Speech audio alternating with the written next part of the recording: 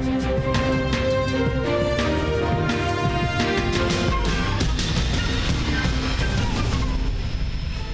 स्वागत है आपका एक बार फिर से, और सुर्खियों के बाद अब बात करते हैं हमारी कवर स्टोरीज की।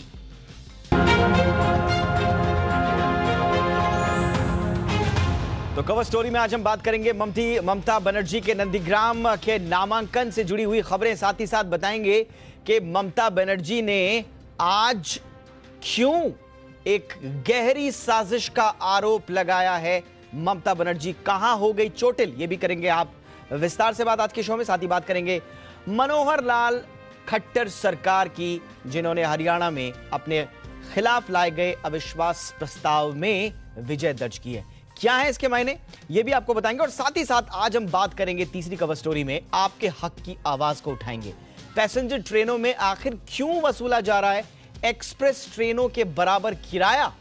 क्या है रेलवे की ये मनमानी, जानेंगे आज की कवर स्टोरी में। लेकिन सबसे पहले बात करते हैं पश्चिम बंगाल के चुनावी दंगल की, और बंगाल का संग्राम जो दिनों दिन तेज होता जा रहा है उसकी बात। यहां जीत को बीजेपी और टीएमसी ने अब नाक की लड़ाई बना लिया है। आलम यह है कि वोटों के लिए दोनों ही विकास के वादों के साथ साथ इमोशनल और धार्मिक कार्ड भी खेल रहे हैं। इस पर करेंगे लगातार आगे भी चर्चा, लेकिन सबसे पहले दिखाते हैं आज का ताजा अपडेट जो अब से कुछ देर पहले की तस्वीरें सामने आई। ममता बनर्जी आज थोड़ी परेशान नजर आई, करा रही थी दर्द से, ये वही तस्वीरें हैं। और क्या हुआ ये आपको बताते हैं। दरअसल नंदीग्राम में ममता बनर्जी ने आज नामांकन भरा, बड़ा रोड शो किया। इसके बाद जब वो अपने काफिले के साथ रवाना हो रही थी तो उसी दौरान उनके साथ धक्का मुक्की हुई। कहा यह गया ममता बनर्जी की ओर से कि किसी ने जानबूझकर उनके साथ धक्का मुक्की की है, उनको चोट पहुंचाने की कोशिश की है, उनके पांव को कुचलने की कोशिश की गई है और इसी क्रम में वो घायल हो गई। अब ममता बनर्जी कह रही हैं कि यह सोची समझी साजिश है और इसकी वो बाकायदा चुनाव आयोग से बीजेपी पर जब ये संगीन आरोप ममता बनर्जी ने लगाया कि यह साजिश है, नाम तो नहीं लिया सीधा सीधा, लेकिन साजिश का इशारा बीजेपी की ओर ही था, तो बीजेपी का भी तुरंत इस पर पलटवार आया। बीजेपी के नेता कैलाश विजयवर्गीय ने कहा कि ये हमदर्दी दिखाने के लिए ममता दीदी का नाटक है और हम तो ये मांग करते हैं कि इसकी सीबीआई जांच होनी चाहिए। लेकिन बीजेपी ये कह रही है कि ये ममता बनर्जी का नाटक है। दूसरी तरफ ममता बनर्जी आज कराहती हुई नजर आई, परेशान नजर आई। ये उसी वक्त की तस्वीरें हैं। आइए सुनते हैं ममता बनर्जी ने क्या कहा। দিদি এটা কি ইচ্ছাকৃত করা হয়েছে? দিদি ইচ্ছাকৃত,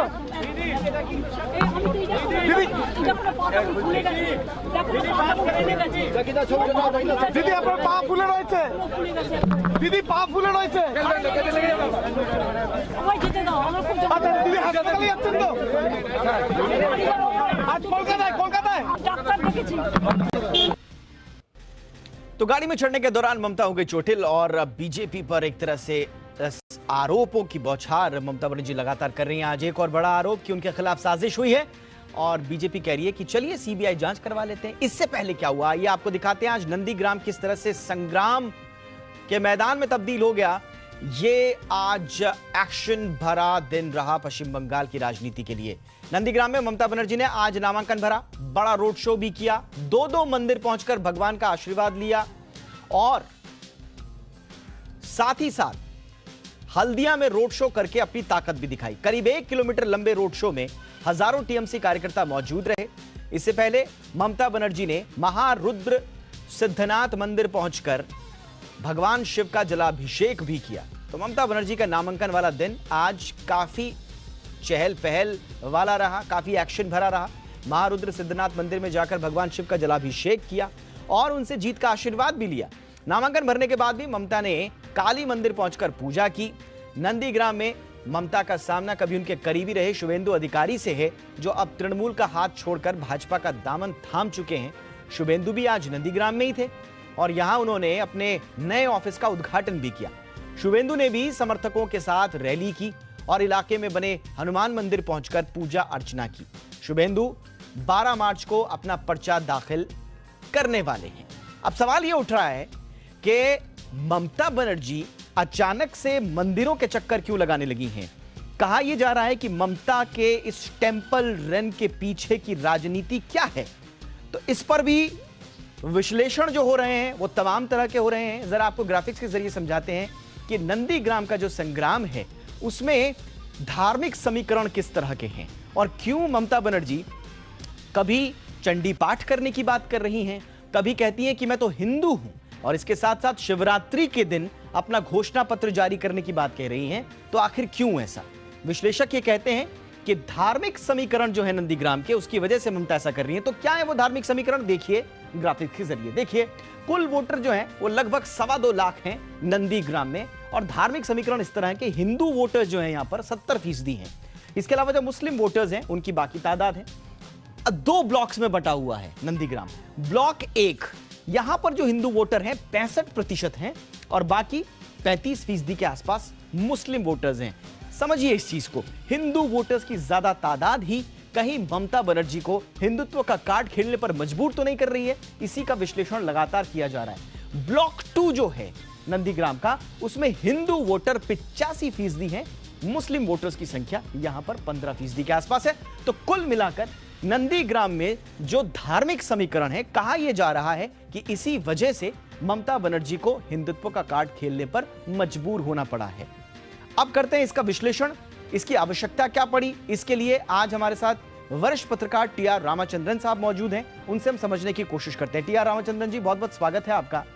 सर, आरोप लगातार ये लगाए जा रहे हैं ममता बनर्जी पर कि अब वो राम का नाम, भगवान का नाम या हिंदुत्व कार्ड इसीलिए खेल रही हैं कि बीजेपी की बढ़ती हुई चुनौती से कहीं ना कहीं विचलित होने का भाव दिखाई दे रहा है। क्या वाकई में यह स्थिति है?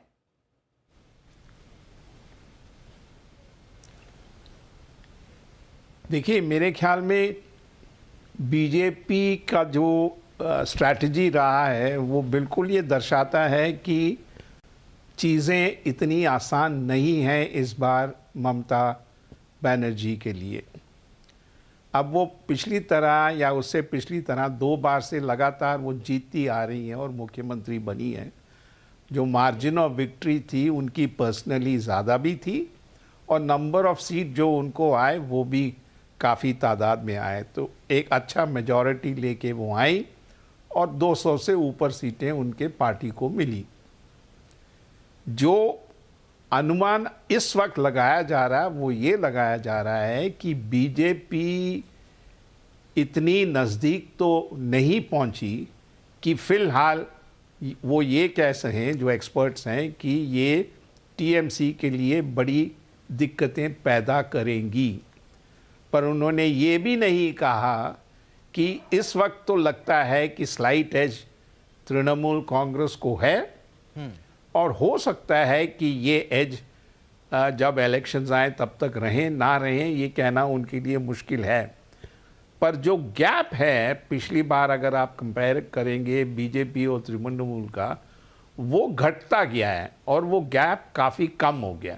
बिल्कुल, परसेंटेजेस में तो कोई बात नहीं कर रहा इस वक्त, पर सीटों के मसलों में वो कह रहे हैं कि आज अगर इलेक्शन हो जाए तो तृणमूल कांग्रेस को जीत होगी, पर वो जीत इतनी मेजॉरिटी से नहीं होंगी जो पिछली बार देखने को मिला। बिल्कुल स्वाभाविक तौर पर इसकी जो पटकथा जो है दीपक जी, ये भी बात है। जी सर, मैं एक स्पेसिफिक सवाल जो है वो नंदीग्राम के संग्राम को लेकर आपसे पूछना चाहूंगा। बार बार ये कहा जा रहा है शुभेंदु अधिकारी की ओर से कि ममता तो बाहरी हैं और अब दबाव ममता पर वो दिखाई दे रहा है। ममता सफाई दे रही है कि मैं बाहरी नहीं हूं, मैं यहीं की बेटी हूं।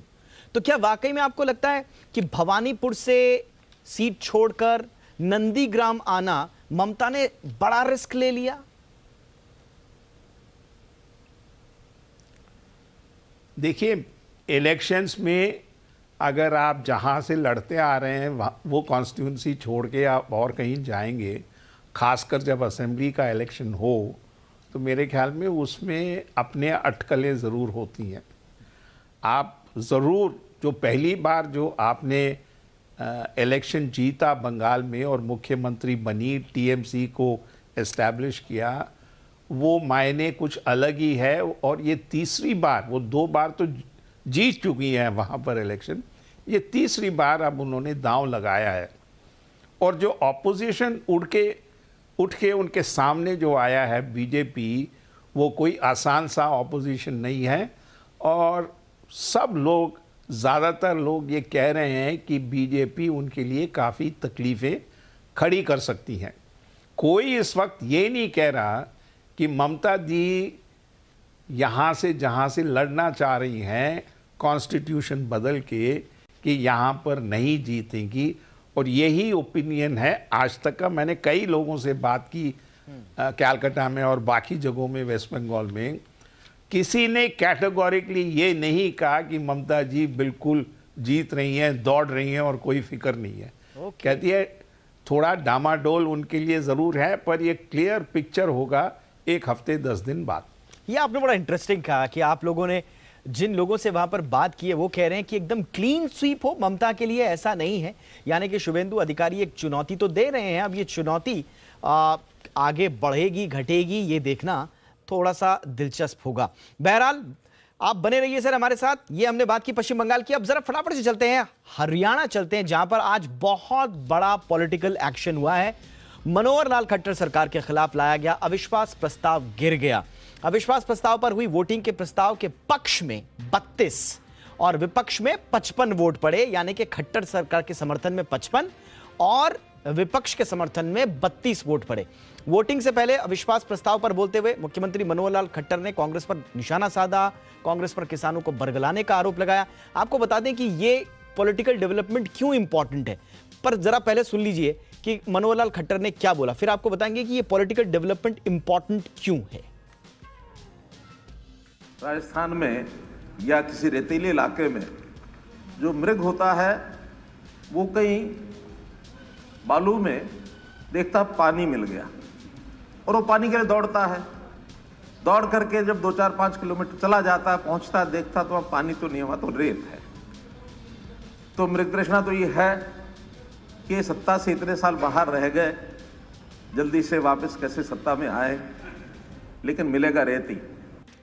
अब आपको बताते हैं कि आज ये पॉलिटिकल डेवलपमेंट क्यों इंपॉर्टेंट है। देखिए, जब से किसान आंदोलन हुआ है तब से हरियाणा सरकार पर लगातार दबाव बन रहा था कि वो किसानों के साथ दें। अविश्वास प्रस्ताव बाकायदा इसीलिए कांग्रेस की तरफ से लाया गया क्योंकि कांग्रेस का यह दावा था कि किसान आंदोलन के चलते अब विश्वास जो है नहीं रहा है खट्टर सरकार पर लोगों का, और विधायक भी जो हैं वो धीरे धीरे करके शायद टूट जाएंगे। ये दावा किया था, इसीलिए भूपेंद्र सिंह हुड्डा हरियाणा विधानसभा में बाकायदा अविश्वास प्रस्ताव लेकर आए।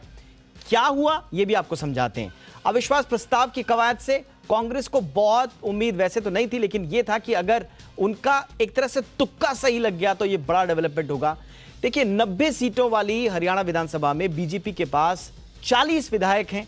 अब उसकी सहयोगी जेजेपी के पास 10 हैं, कांग्रेस के पास 30 है। 45 का आंकड़ा जो वहां पर जीत के लिए चाहिए वो ऑलरेडी आराम से कंफर्टेबली बीजेपी के पास जेजेपी के सहयोग से है। लेकिन 7 सीटें निर्दलियों के पास भी हैं, इनमें से 5 जो हैं ऑलरेडी सरकार को समर्थन दे रहे हैं। और अभी जो स्थिति है हरियाणा सरकार की विधानसभा की वो 88 सदस्यों की है। ऐसे में बीजेपी और जेजेपी सरकार के लिए बहुमत का आंकड़ा 45 ही था। कांग्रेस का कहना था कि उनका मकसद सिर्फ बीजेपी और जेजेपी को बेनकाब करना था।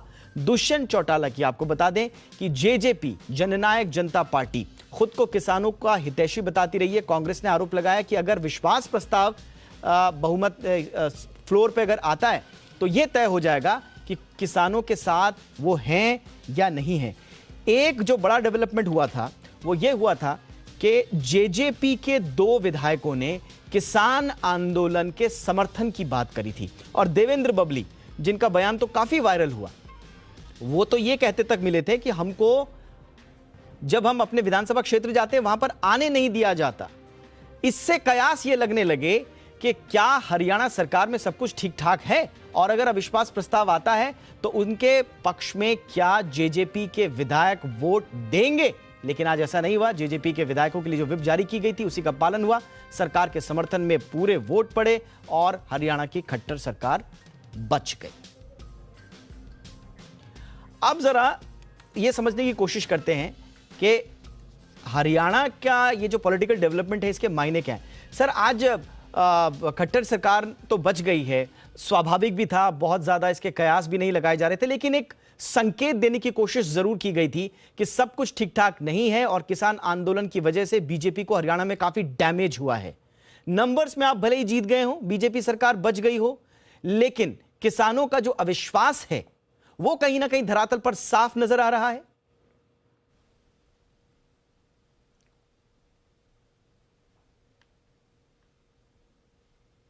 ये मुझसे पूछ रहे हैं आप? जी हां टी.आर. रामचंद्रन जी, आपके लिए सवाल है।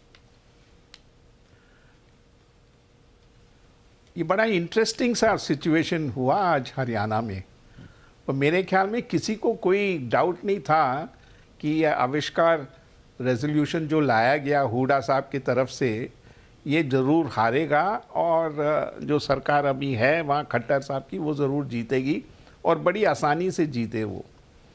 अब ये हर बार ये कांग्रेस मान के ये चलती है कि स्थिति अगर थोड़ा भी ख़राब हो तो वो बिल्कुल पलट सकता है पूरा पॉलिटिकल एनवायरनमेंट, और यही सोच के हुडा साहब आगे आए।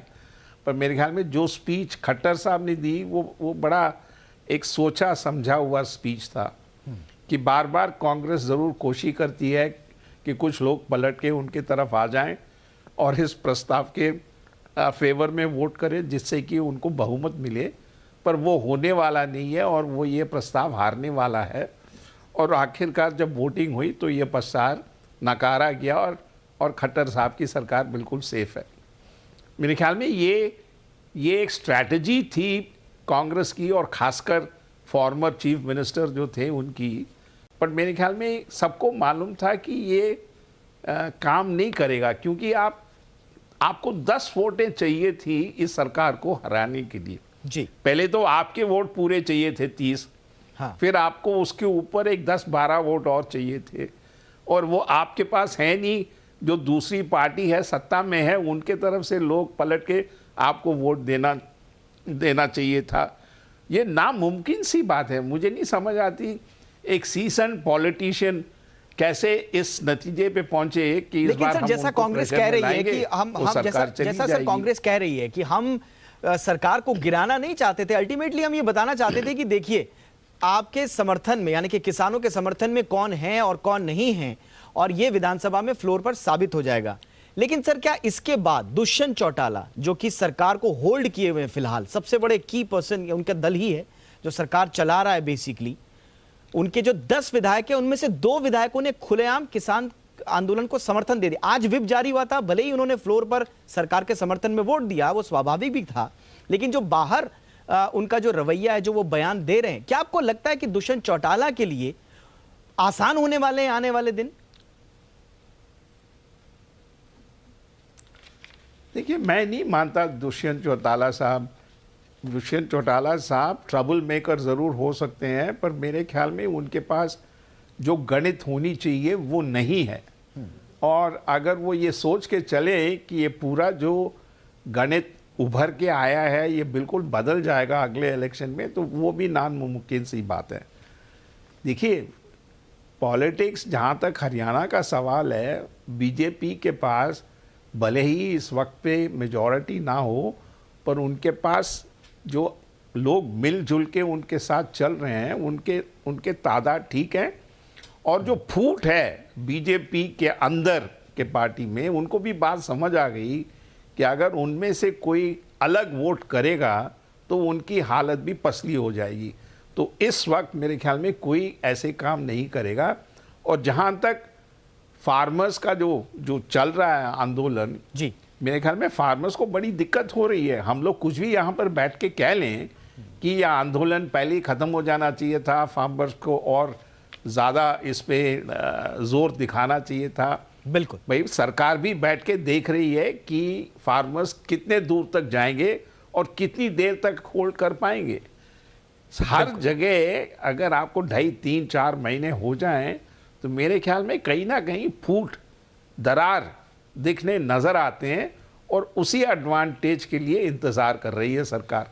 जिस दिन ये फूट होगी सरकार, ये फार्मर सब बिखर जाएंगे। बिल्कुल। अब इसमें किसानों को औरतें बिखरने कह का रही तो हैं कि वो भी सरकारें शामिल इंतजार होना कर रही चाहती हैं, लेकिन सड़क पर जो किसान हैं उनका दबाव भी जो है वो साफ तौर पर देखा जा रहा है। और खासकर हरियाणा की पॉलिटिक्स में साफ दिखाई दे रहा है। एक विधायक ने तो इस्तीफा ही दे दिया उनके समर्थन में। 2 विधायक जो है जेजेपी के, वो किसानों का समर्थन करते हुए नजर आ रहे हैं। और बाबिल जो हैं, देवेंद्र बाबिल, उनका बयान तो सबने सुना कि किस तरह से उन्होंने अपनी मजबूरी बताई कि हमें घर आने नहीं दिया जा रहा है, लोग कह रहे हैं कि आप घुसिए मत जब तक आप किसानों का समर्थन नहीं करते। तो बहरहाल देखते हैं कि आगे किस तरह की राजनीति देखने को मिलती है हरियाणा में और बाकी देश में। लेकिन फिलहाल रामचंद्रन जी, बहुत बहुत शुक्रिया हमारे साथ शो में शामिल होने के लिए और इस विश्लेषण के लिए। और अब बात करते हैं एक रेलवे के ऐसे फैसले की जिसे सुनकर आप पहले परेशान होंगे और फिर इस फैसले का कारण सुनेंगे तो हैरान हो जाएंगे। जी हां, हैरान और परेशान करने वाला यह कारनामा रेलवे ने कैसे किया, क्यों किया, यह अब आपको बताते हैं। दरअसल कोरोना में सर्विस बंद होने के बाद अब धीरे धीरे पैसेंजर ट्रेनें ट्रैक पर आ रही हैं। आज से भी कई पैसेंजर ट्रेनें शुरू हुई, लेकिन यात्री जब टिकट लेने काउंटर पर पहुंचे तो परेशान हो गए। पता चला कि पैसेंजर ट्रेनों में 3 गुना किराया बढ़ गया है। दरअसल स्पेशल ट्रेनों के तौर पर चल रही पैसेंजर ट्रेनें अब एक्सप्रेस ट्रेनों का किराया इनसे वसूला जा रहा है। इसकी वजह से पैसेंजर ट्रेन से सफर पर अब आपको, यानी कि आम मुसाफिर को, पहले के मुकाबले 3 गुना तक ज्यादा किराया देना होगा। यानी कि जहां पर अभी तक लोग 10 रुपए देते थे, अब 30 रुपए किराया देना पड़ रहा है। पैसेंजर ट्रेनों में सुविधाएं तो पहले जैसी ही हैं, कुछ सुविधाएं बढ़ाई नहीं गई, लेकिन किराया एक्सप्रेस ट्रेनों के समान कर दिया है। अब लोग हो गए परेशान। एक्सप्रेस ट्रेनों का किराया वसूलने के पीछे भारतीय रेलवे का तर्क सुनिए। जिस तर्क की हम बात कर रहे हैं कि इस तर्क का कोई सिरा नजर नहीं आ रहा। भारतीय रेलवे कह रही है कि यह फैसला कोरोना को देखकर लिया गया है ताकि लोग डिस्करेज हों सफर करने से। जी हां, सही सुना आपने, रेलवे कह रही है कि ताकि हम किराया इसलिए हमने बढ़ाया है ताकि कम से कम लोग सफर करें। अब यह जो दलील है ये पैसेंजर्स के गले नहीं उतर रही है और लगातार लोग ये कह रहे हैं कि ये अजीबोगरीब फैसला रेलवे कब वापस लेगी। अब देखिए, रेलवे का ये जो फैसला है पैसेंजर ट्रेन में, जरा इसे समझिए कि कौन लोग इसमें सफर करते हैं, कितने लोग सफर करते हैं और दरअसल कौन सा तबका ऐसा है जो पैसेंजर ट्रेन में सफर करता है। याद रखिए, पैसेंजर ट्रेन में ही जो कि हाशिए पर पड़ा हुआ समाज है, उसके ज्यादातर लोग जिन गाड़ियों में सफर करते हैं उनके लिए यह बढ़ोतरी की गई है। दिखाते हैं आपको कितने लोग सफर करते हैं और इस फैसले का असर कितने लोगों पर होगा। तो देखिए, देश में रोज करीब 12,000 पैसेंजर ट्रेनें चल रही हैं। खास तौर से छोटे कस्बों को जोड़ने वाली ट्रेनें ये होती हैं। करीब 2.5 करोड़ यात्री रेल से रोजाना सफर करते हैं। समझ लीजिए कि कितना बड़ा तबका रेलवे के इस फैसले से प्रभावित होगा। कोरोना काल में सिर्फ स्पेशल ट्रेनें चलाई जा रही थी, अब वो धीरे धीरे वो नॉर्मलाइज हो रही है, पटरी पर आ रही हैं। मेल एक्सप्रेस के साथ साथ पैसेंजर ट्रेनों की अब शुरुआत हो रही है धीरे धीरे। आज भी 35 ट्रेनें शुरुआत की गई है। पैसेंजर ट्रेनों का किराया बढ़ने से अब आम आदमी को दिक्कत हो रही है। 10 रुपए की जगह अगर 30 रुपए आप मांगेंगे, वो भी एक ऐसे व्यक्ति से जो कि छोटे छोटे कारोबार करता है, रेडी पटरी चलाता है, दूध बेचता है, शहर में जाके छोटा मोटा कारोबार करता है या नौकरी करता है, तो परेशानी होना लाजमी है। इसीलिए देश के अलग अलग इलाकों से आज ये खबर आई कि पैसेंजर ट्रेनों में जो अचानक एक्सप्रेस ट्रेनों का किराया लिया जा रहा है, उससे लोगों में परेशानी है। अब देखिए, कौन है ये लोग जो पैसेंजर ट्रेन में सफर करते हैं? छोटे कारोबारी, बहुत छोटे कारोबारी जो कि शहर से दूर रहते हैं ताकि सस्ता घर मिले। रेहड़ी पटरी वाले शहर में रहना अफोर्ड नहीं कर सकते, शहर से हटके छोटे कस्बों में रहते हैं। मजदूर वर्ग जो कि शहर से सटे हुए छोटे छोटे कस्बों में रहता है, शहर आता है, मजदूरी करता है, वापस जाता है। छात्र जो कि आसपास के इलाकों में है, शहर में आकर पढ़ना चाहते हैं, वो छात्र इससे प्रभावित होते हैं। और ऑफिस जाने वाले सामान्य आम कामगार, तो ये वो लोग हैं जिन पर इसका सबसे बड़ा असर पड़ा है। अब आम लोग क्या कह रहे हैं? हमारे सहयोगी समीर दीक्षित ने लोगों के बीच जाकर उनसे पूछने की कोशिश की कि उसका असर, रेलवे के इस फैसले का असर उन पर कितना पड़ा है। सुनिए लोगों ने क्या कहा। और ये पहले तो लोकल थी, सही था, कभी भी आके चढ़ जाते थे। अब हमको रिजर्वेशन करवाना पड़ता है। किराया नहीं बढ़ाना जाना चाहिए, महंगाई के लिए हमें दिक्कत है। हम दिल्ली अप डाउन करते हैं, समस्या है। तो रोज़ाना ट्रैवल कर रहे हैं उनके लिए तो बजट से बाहर हो जाएगा ये तो पूरा। पेट्रोल के दाम भी बढ़ गए हैं, इधर से ट्रेन ऑप्शन था, ट्रेन के भी बढ़ा दे जा रहे हैं, गलती हो जाएगा। तो किराया बढ़ाना तो हमेशा से गलती कदम होता है, क्योंकि जो भी ट्रेन में सफ़र कर रहे हैं वो लोकल कम्यूट्स है ना, उन्हें या तो डेली पासेस मिल जाएं तो वो आराम से कम्यूट कर सकते हैं। अभी दिल्ली में बहुत गरीब लोग हैं, अभी सरकार ने जो भी ये कदम उठाया है ये सब गलत है। कितने दिन लॉकडाउन था, लॉकडाउन में क्या प्रॉब्लम हो गए और इतने में किराया बढ़ा दिया तो कैसा क्या चलेगा। आपकी क्या राय? अब गवर्नमेंट को थोड़ा जनता के बारे में भी सोचना चाहिए। तो डेली वेजेज वाला आदमी है, बिना रिजर्वेशन के आदमी जा नहीं सकता, तो वो परेशानी तो हो रही है ना उसको।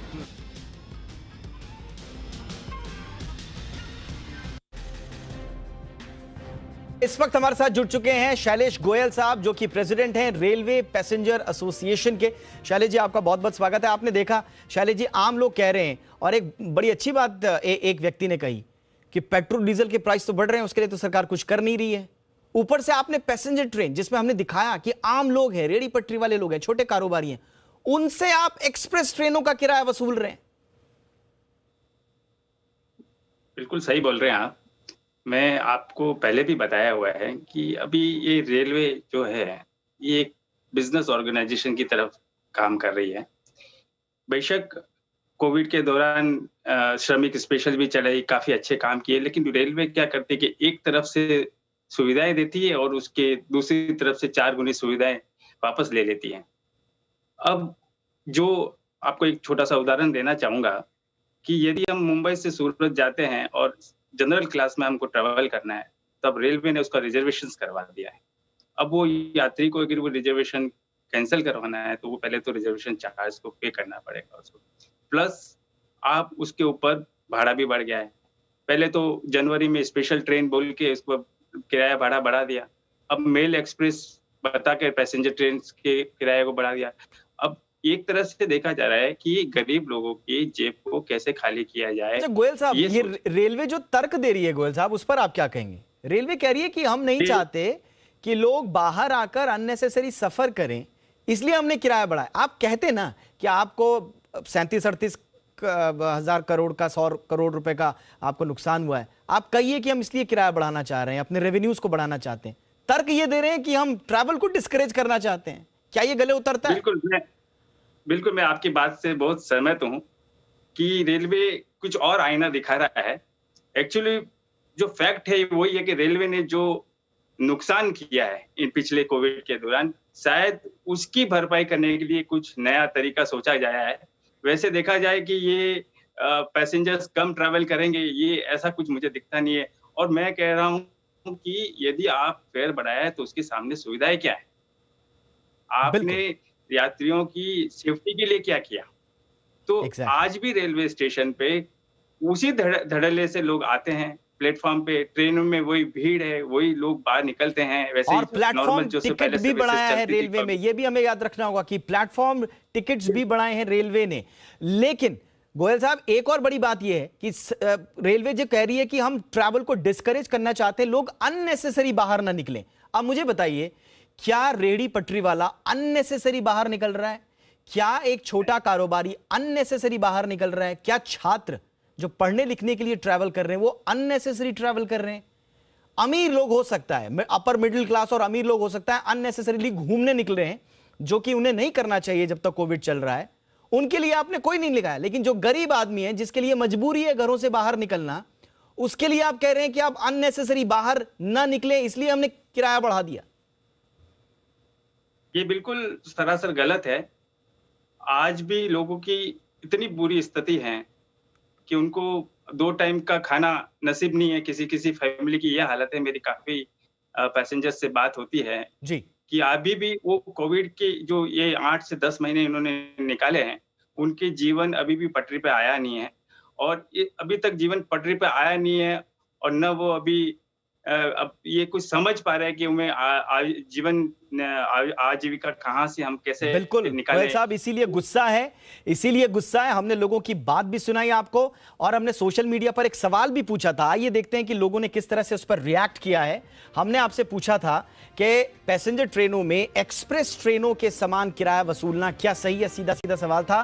कुछ लोगों ने इसमें बाकायदा बात करी है और कहा है, ज्यादातर लोगों ने, कि रेलवे का ये जो फैसला है ये मनमाना है और ऐसा रेलवे को नहीं करना चाहिए था। ये आम लोगों की आवाज है जो हमने आप तक पहुंचाई। हमने आम लोग इस फैसले को लेकर क्या सोचते हैं ये भी आपको दिखाया, और साथ ही साथ आपको ये भी बताया कि सोशल मीडिया पर किस तरह के रिएक्शंस मिले हैं। और अब बात करते हैं बाजार की। बाजार में किस तरह की चाल रही, तो अब बाजार आज दिन भर उतार चढ़ाव के साथ कारोबार करता नजर आया। हालांकि आखिर में बाजार ने रफ्तार पकड़ी और हरे निशान में बंद होने में कामयाब रहा। सेंसेक्स 254 अंकों की बढ़त के साथ 51,279 के स्तर पर बंद हुआ। वहीं निफ्टी की अगर बात करें तो ये 76 पॉइंट की मजबूती के साथ 15,175 के लेवल पर बंद होने में कामयाब रहा। बाजार में आज छोटे मझोले शेयरों में जोश दिखा और ये बढ़त पर बंद होने में कामयाब रहे। वहीं डिफेंसिव शेयरों में भी खरीदारी का मूड दिखा। ऑटो शेयरों में छोटा बाउंस दिखा। आखिरी घंटे में मेटल शेयर चमके। और एक्सपायरी के दिन बाजार में आज कहां ज्यादा एक्शन देखने को मिला, बताने के लिए मेरे साथ जुड़ रही है मेरी सहयोगी देवांशी आशर। देवांशी, बताइए मार्केट में आज कैसा एक्शन रहा? जी दीपक, आज देखिए आप एक्सपायरी के दिन बाजार में पॉजिटिव क्लोजिंग आते हुए दिखी थी। उतार चढ़ाव वाला बाजार था। आज गैप अप ओपनिंग होती हुई दिखी। शानदार गेंस थे सुबह, लेकिन उसके बाद निफ्टी बैंक पर काफ़ी अच्छा प्रेशर आता हुआ दिखा। ऊपरी लेवल से दबाव था निफ्टी बैंक पर। निफ्टी में भी थोड़ा सा दबाव आता हुआ दिखा, लेकिन आखिरी 2 घंटे में हमने देखा बाजार में फिर एक बार अच्छी रिकवरी आती हुई दिखी और 15,150 के पार आज एक्सपायरी आती हुई दिखी है। निफ्टी बैंक सुस्त था पूरे दिन। कल शानदार तेजी बनती हुई दिखी, लेकिन आज थोड़े से सुस्ती के साथ निफ्टी बैंक ट्रेड करते हुए दिखे। सरकारी बैंक से कोई सपोर्ट मिलता हुआ नहीं दिखा था। निजी बैंक से जहां पे थोड़े से आज वॉल्यूम्स के साथ खरीदारी आती हुई दिखी थी। इसके अलावा अगर सेक्टर्स की बात करें तो आज मूड डिफेंसिव्स का था। यहाँ पे खरीदारी आती हुई दिखी। आईटी स्टॉक्स गेन करते हुए दिखे थे और साथ ही फार्मा स्टॉक्स थे जिसने सहारा दिया है बाजार को। मेटल स्टॉक्स में आखिरी 1 घंटे में आज अच्छी तेजी होती हुई दिखी, लेकिन ऑयल एंड गैस साथ ही जो दूसरे सेक्टर्स थे यहाँ पे थोड़ी सी गिरावट थी। ऑटो स्टॉक्स थे जहां पे हल्का सा बाउंस बैक कई दिनों के बाद आज आता हुआ दिखा। सबसे पहले अगर निफ्टी गेनर्स की बात करें तो आयशा मोटर्स लीड करता हुआ दिखा। Tata steel, Bajaj finance, JSW steel में अच्छी खरीदारी थी। लेकिन दूसरी तरफ अगर लूजर्स की बात करें तो आज हमने देखा SBI life, HDFC life, ONGC, IOC जैसे स्टॉक्स थे जहाँ पे कमजोरी आज बनती हुई दिखी थी। साथ ही आईटी स्टॉक्स की अगर हम बात करें, एल&टी टेक जैसे स्टॉक्स 52 वीक हाइज पर ट्रेड करते हुए दिखे। कोफोर्ज करीब 2.5 महीने की ऊंचाई पर ये स्टॉक ट्रेड करता हुआ दिखा। टेक सॉल्यूशंस आपको आज अनिल सिंघवी की भी राय थी खरीदारी करने की, यहाँ पे अच्छी गेंस थे। एचसीएल टेक में आज अच्छी खरीदारी आती हुई दिखी। फार्मा स्टॉक्स लीड करते हुए दिखे। बायोकॉन आज कई दिनों के बाद करीब 4% तक की तेजी के साथ ट्रेड करता हुआ दिखा। सन फार्मा में अच्छी गेंस थे। सिप्ला जैसे स्टॉक्स लीड करते हुए दिखे। और इसके अलावा आज आप देखिए मेटल स्टॉक से जहां पे आज अच्छी खरीदारी आती हुई दिखी है। JSW steel, Tata steel, Hindustan zinc में आज अच्छे गेंस थे। वो स्टॉक्स जिनके पास खुद की कैप्टिव माइंस हैं तो उम्मीद यही थी कि एमएमटीआर एक्ट में थोड़े बदलाव होते हुए दिखेंगे। इसके चलते भी खरीदारी आज बनती हुई दिखी। जी बिजनेस की एक्सक्लूसिव खबर के चलते इन सारे स्टॉक्स में आज एक्शन दिखा। आईटीडीसी, साथ ही आप देखिए एमटीएनएल, इन सब स्टॉक्स में 10% से ज़्यादा के गेंस थे। आईजीएक्स के चलते आईएक्स में भी आज खरीदारी आती हुई दिखी। ग्लास स्टॉक्स जो हमने आपको कहा था उसके चलते सेंट गोबेन, असाई ग्लास, इन सब में आज अच्छी खरीदारी आती हुई दिखी। जो गिरावट थी वो ऑयल एंड गैस स्टॉक्स में बनती हुई दिखी। और एनजीसी, गेल, पेट्रोनेट, एलएनजी से स्टॉक्स थे जो कि आज लाल निशान के साथ ट्रेड करते हुए दिखे। इंश्योरेंस स्टॉक्स में थोड़ी सी मुनाफा वसूली थी। इन ऑल अगर आप देखें तो आज डिफेंसिव्स का मूड था और ये सेक्टर्स थे जो कि आज लीड करते हुए दिखे, आज सपोर्ट देते हुए दिखे निफ्टी को। लेकिन पॉजिटिव क्लोजिंग आज एक्सपायरी पर आती हुई दिखी है। बहुत बहुत शुक्रिया देवांशी इस तमाम जानकारी के लिए। और अब देख लेते हैं कैसा है यूएस बाजारों का हाल। डाउ जोन्स किस तरह से कारोबार करता हुआ नजर आ रहा है, तो हरे निशान में आज तीनों इंडाइसेस कारोबार करते हुए नजर आ रहे हैं। शानदार तेजी 1% की डाउ जोन्स में दिखाई दे रही है। नैस्डैक में 1.5% के आसपास की तेजी दिखाई दे रही है। शानदार स्तरों पर डाउ जोन्स और नैस्डैक कारोबार करते हुए नजर आ रहे हैं। डाउ जोन्स 32,154 के स्तर पर काम करता हुआ 322 पॉइंट की बढ़त के साथ, वहीं नैस्डैक जो कि टेक्नोलॉजी शेयरों का इंडेक्स है 13,263 अंकों के साथ 190 के आसपास अंकों की बढ़त के साथ। तो ये शानदार कारोबार। अमेरिकी बाजारों का हाल इंपॉर्टेंट इसलिए है कि कल अमेरिकी बाजार बढ़त के साथ बंद हुए थे। हालांकि बढ़त हल्की थी, लेकिन आज सुबह डाउ फ्यूचर्स में गिरावट के साथ कारोबार हो रहा था और उसका असर भारतीय बाजारों पर भी पड़ा। और जैसा हमने आपको बताया कि दिन भर दबाव में बाजार काम करता रहा। हालांकि निफ्टी करीब 74 पॉइंट की बढ़त के साथ भारत का बंद जरूर हुआ है। तो ये है अमेरिकी बाजारों का हाल। अब चलते हैं हमारे आज के मेहमान के पास, और आज के हमारे मेहमान हैं VK Sharma ji, HDFC securities के। शर्मा जी बहुत बहुत स्वागत है सर आपका। हमने देखा सर अभी अमेरिकी बाजारों का हाल, आज का कारोबार, क्या कोई क्यू देगा? कल तो छुट्टी है शुक्रवार के लिए, क्या आज कोई क्यू दिख रहा है आपको या गुरुवार के कारोबार जो होगा अमेरिका में उसी का इंतजार करें? नहीं, जो अभी जिस जगह पे हमारा मार्केट बंद हुआ है, ये भी अपने आप में एक बड़ा संकेत है। देखिए 2 कारण थे जिसकी वजह से ये मार्केट गिर सकता था। एक तो वीकली सेटलमेंट था निफ्टी और बैंक निफ्टी का, और दूसरा कि कल छुट्टी है। तो उसके इन दोनों के बावजूद मार्केट का अच्छा बंद होना अपने आप में पॉजिटिव स्ट्रेंथ दिखाता है। दूसरा ये तो है कि आज का अगर नास्डैक है या डाउ आप देखें पॉजिटिव है, ये आवश्यक नहीं कि हमारा मार्केट शुक्रवार को भी अच्छा खुले, बिकॉज कल भी अमेरिकी मार्केट खुलेगा और हम फिर शुक्रवार की सुबह ये देखेंगे डाउ फ्यूचर्स क्या हैं। तो काफ़ी समय है। तो मैं ये हमेशा कहता रहा हूँ, इन्वेस्टर चिंता न करें, एक ये लॉन्ग टर्म ट्रेंड के अंदर मार्केट है, ये ट्रेंड टूटा नहीं है, बरकरार रहेगा, आगे भी अच्छा ही होगा। आप निश्चिंत होकर शिव का भजन करें कल और शुक्रवार को मार्केट में आके लाभ उठाएं। बिल्कुल, और जी बिजनेस के मैनेजिंग एडिटर अनिल सिंघवी का भी यही कहना था कि आज का भी थोड़ा बहुत क्यू मिलेगा शुक्रवार के भारतीय बाजारों के लिए। तो आज क्यू बहुत अच्छा मिल रहा है। तीनों इंडाइसेस जो हैं अमेरिकी बाजार के हरे निशान में कारोबार कर रहे हैं। इनफैक्ट काफी अच्छी तेजी दिखाई दे रही है, तो एक पॉजिटिव संकेत। लेकिन शर्मा जी, एफआईआईज ने आज भारतीय बाजारों में खरीदारी से थोड़ा हाथ खींच लिया। उल्टा अगर हम देखें तो 15 करोड़ के आसपास की बिकवाली भी की है। तो क्या ये थोड़ा सा खराब संकेत माना जाए शुक्रवार के लिए? मैं एफआई के सेलिंग को बिल्कुल भी खराब संकेत नहीं मानता, क्योंकि वो जो संकेत है वो तो हो चुका है, वो बेचने के बाद हम इंडेक्स पे असर हो चुका है। तो मैं समझता हूं कि वो झक मार के एफआईआईज को इंडिया में खरीदारी करनी पड़ेगी, बिकॉज ग्रोथ सिर्फ यहीं पे है। Okay sir. अच्छा, आपकी कोई सेक्टर स्पेसिफिक राय, कहां पर नजर रखें ट्रेडर्स और निवेशक? जी देखिए, दोनों ही की बातें हैं। तो आईटी सेक्टर एक ऐसा है जहां पे नतीजे अमेरिका में भी अच्छे आने की संभावना है, जिसकी वजह से बाइंग वापस टेक स्टॉक्स में आई है। ऐसा ही मैं कुछ यहाँ सोचता हूँ कि ये इस क्वार्टर के अंदर नतीजे भी अच्छे आएंगे और हम यहाँ पे आईटी सेक्टर मार्केट को आउट परफॉर्म कर सकता है। साथ ही में फार्मा भी करेक्शन करीब करीब पूरा हो चुका है, तो यहाँ पे भी आप अगले 6 महीने के लिए वापस फार्मा में एक बार अपना वेटेज बढ़ा सकते हैं। ये 2 सेक्टर है, ध्यान रखिए, ऐसा मेरा मानना है, इसमें आपको लाभ होगा। Thank you so much Sharma ji, हमारे दर्शकों के लिए शुक्रवार की तैयारी कराने के लिए आपका बहुत बहुत शुक्रिया। और अब बढ़ते हैं आगे और सोने चांदी के हाजिर भाव की बात कर लेते हैं। तो महाशिवरात्रि से ठीक एक दिन पहले सोने की कीमत में गिरावट जारी है। 24 कैरेट से लेकर 14 कैरेट तक सोने के दाम में गिरावट देखने को मिल रही है। 24 कैरेट गोल्ड का दाम 45,000 रुपए के नीचे है।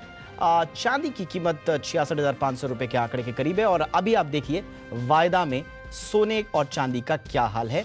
तो गिरावट का दौर फिलहाल गोल्ड में दिखाई दे रहा है, मामूली गिरावट से जरूर कहा जाएगा, लेकिन चांदी थोड़ा तेज होती हुई। तो ये है सोने चांदी की चाल फिलहाल। और अब आगे बढ़ते हैं, क्रूड का भी हाल देख लेते हैं। अंतर्राष्ट्रीय बाजार में ब्रेंट क्रूड का क्या हाल है? तो आज तेजी के साथ, हालांकि $68 से थोड़ा ऊपर प्रति बैरल बना हुआ है।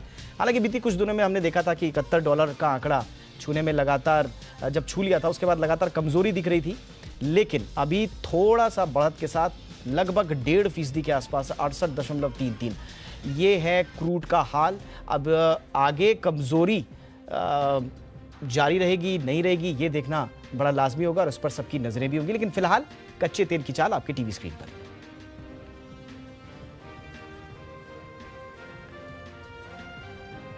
कुछ और बिजनेस न्यूज पर नजर डाल लेते हैं। तो बाजार में शानदार तेजी का असर म्यूचुअल फंड पर भी अब दिखने लगा है। निवेशक म्यूचुअल फंड से लगातार अपना निवेश निकाल रहे हैं। म्यूचुअल फंड की इक्विटी स्कीम में लगातार 8 महीनों से बिकवाली जारी है। दिसंबर में सबसे ज्यादा बिकवाली दिखी। दिसंबर से अब तक लार्ज कैप से निवेशकों ने सबसे ज्यादा निवेश विड्रॉ किया है। अब आपको समझाते हैं कि क्यों हो रहा है। दरअसल बाजार में जारी शानदार तेजी के चलते मुनाफा वसूली हो रही है। इसके साथ ही महंगे वैल्यूएशन के चलते पोर्टफोलियो रीबैलेंसिंग की वजह से म्यूचुअल फंड से निकासी हो रही है।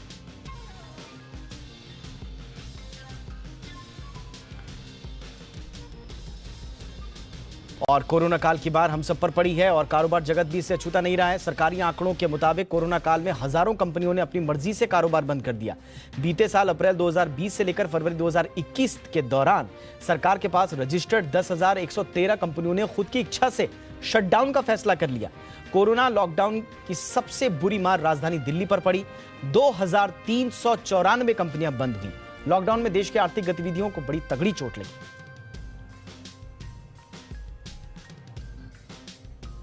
स्पोर्ट्स की देखते हैं स्पोर्ट्स में क्या कुछ हो रहा है। भारत और इंग्लैंड के बीच 12 मार्च से 5 T20 मैचों की सीरीज शुरू हो रही है और यह सीरीज टीम इंडिया के ओपनर और स्टार बल्लेबाज रोहित शर्मा के लिए काफी अहम साबित हो सकती है। रोहित इस सीरीज के दौरान T20 इंटरनेशनल क्रिकेट में दुनिया में सबसे ज्यादा छक्के मारने वाले बल्लेबाज बन सकते हैं। अभी वो दूसरे नंबर पर हैं, पहले नंबर पर हैं मार्टिन गुप्टिल। रोहित शर्मा ने अब तक 108 T20 इंटरनेशनल में 127 छक्के मारे हैं। गुप्टिल ने 99 में 137 छक्के जमाए। भारत और इंग्लैंड के बीच 12 मार्च से अहमदाबाद में 5 मैचों की T20 सीरीज की शुरुआत हो रही है। सीरीज में लेग स्पिनर राहुल चाहर को खेलने का मौका मिल सकता है। ऐसा इसलिए क्योंकि mystery spinner Varun Chakravarthy unfit हैं। सूत्रों के मुताबिक वरुण को टीम में जगह नहीं मिलेगी। यह लगातार दूसरी सीरीज है जब वरुण सेलेक्ट होने के बाद बाहर हुए। और अब बात करते हैं एंटरटेनमेंट जगत की। 2 दिन पहले जी बिजनेस ने आपको एक्सक्लूसिव जानकारी दी थी कि फरहान अख्तर की फिल्म तूफान सिनेमाघरों की बजाय अमेजॉन पर रिलीज होगी। अब खबर पर है तूफान 21 मई को अमेजॉन प्राइम रिलीज होगी। यह फैसला लिया है फिल्म के निर्देशक राकेश ओम प्रकाश मेहरा ने। तूफान में फरहान निभा रहे हैं एक बॉक्सर का किरदार। वहीं भाग मिल्खा भाग के बाद फरहान और राकेश की यह दूसरी फिल्म है जिसका इंतजार स्पोर्ट्स बैकग्राउंड पर बनने वाली फिल्मों के फैंस के बीच में खूब है। और एक बार फिर से टल गई है अक्षय की फिल्म सूर्यवंशी की रिलीज डेट। फिल्म 2 अप्रैल को रिलीज होने वाली थी, लेकिन महाराष्ट्र में बढ़ते कोविड के मामलों को देखते हुए रिलीज डेट टाल दी गई। जहां देश के कई राज्यों में सिनेमा हॉल सेंटर के निर्देश के बाद 100% क्षमता के साथ खुले हुए हैं, वहीं महाराष्ट्र सरकार की हरी झंडी अभी नहीं मिली है। ऐसे में बिजनेस को देखते हुए अक्षय की फिल्म 2 अप्रैल को रिलीज नहीं हो रही है।